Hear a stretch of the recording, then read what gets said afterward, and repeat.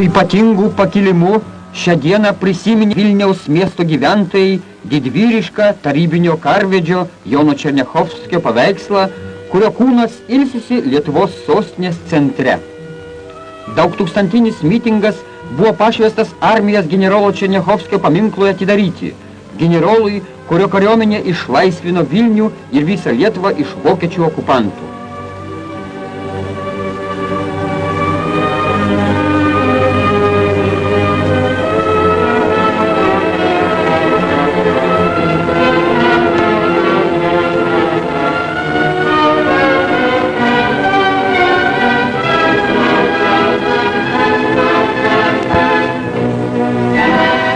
Vieno geriausių Raudonosios armijos vadų, generolo Černiachovskio vardas niekuomet neišdils iš lietuvių tautos atminties.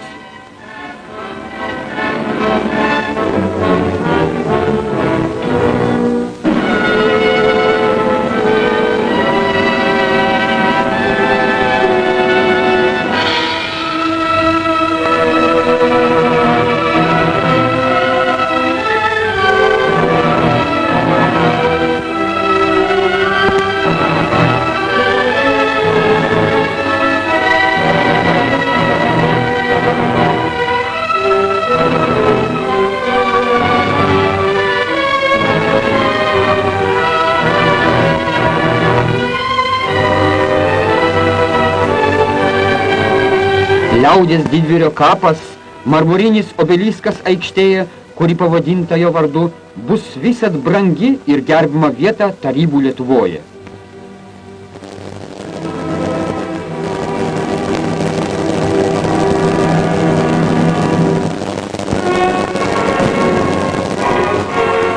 TSRS aukščiausios tarybos pirmininko pavaduotojas draugas Varės gvardijos kapitonui Marijai Dolinai įteikė Tarybų Sąjungos dydžio aukso žvaigždę. Aukso žvaigždės medalius taip pat gauna ir gvardijos kapitonas Antoninas Zubkova. Gvardijos majoras Nadežda Fedunko.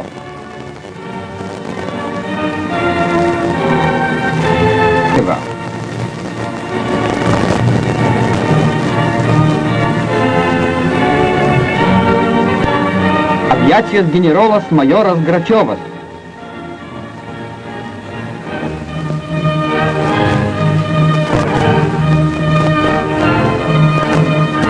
Tarybų Sąjungos didvyriui, gvardijos majorui Stepaniščevui įteikiamas antras aukso žvaigždės medalis.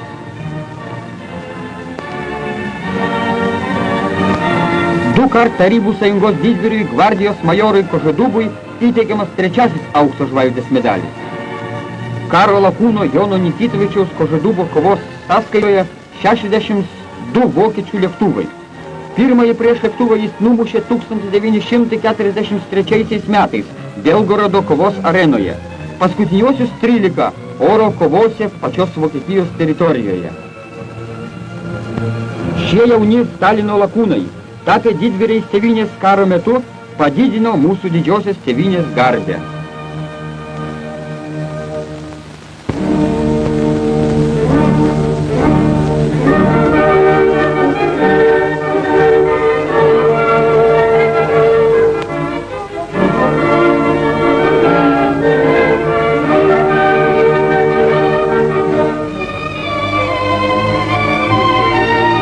Vilniaus valstybinėme dramos teatre iškilmingam posėdį buvo atžymėtas Lietuvos liaudės rašytojas Julijos Žemaitės 100 metų jubiliejus.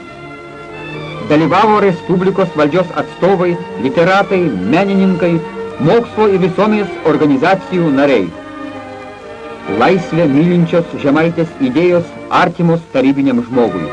Julijos Žemaitės troškimai ir norai atsispindi jos klasiškoje kūryboje, dabar įgyvendinami Tarybų Lietuvoje.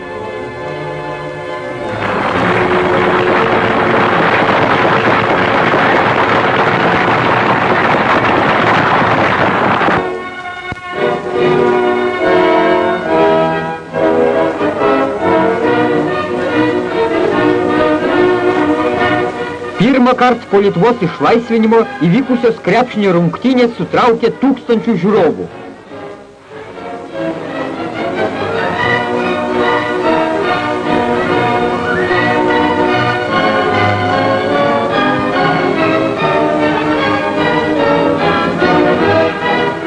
Kauno sporto halėje susitiko 12 Tarybų sąjungos miestų komandų. Maskvos, Leningrado, Kijevo, Tbilisi, Kauno, Rygos, Talino, Kutaisi, Rostovo-on-Dono, Baku, Odesos ir Sverdlovsko.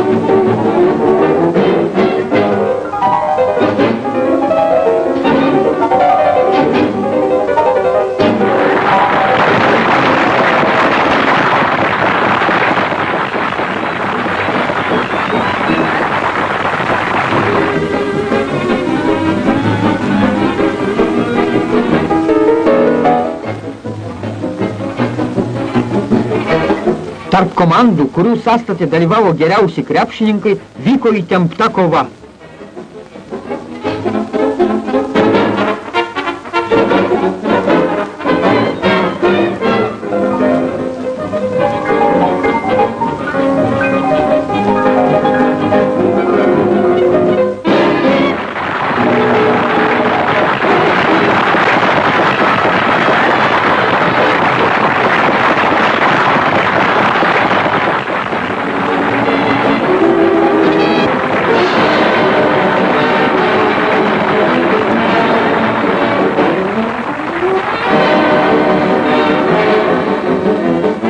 Sportininkai parodė nepaprastai greitą žaidimo tempą, mokėjimą mesti sviedinį iš bet kurios padėties, gerą taktiką, puikų gynimas.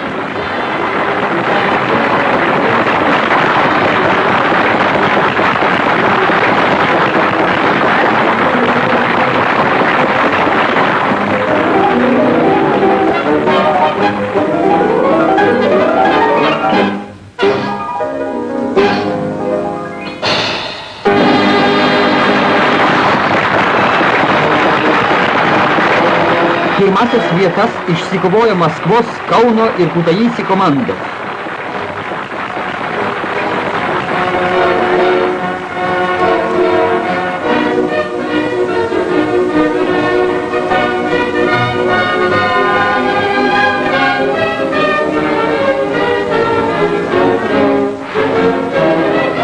Nugalėtojams buvo įteiktos visasąjunginio fizinės kultūros ir sporto komiteto dovanos.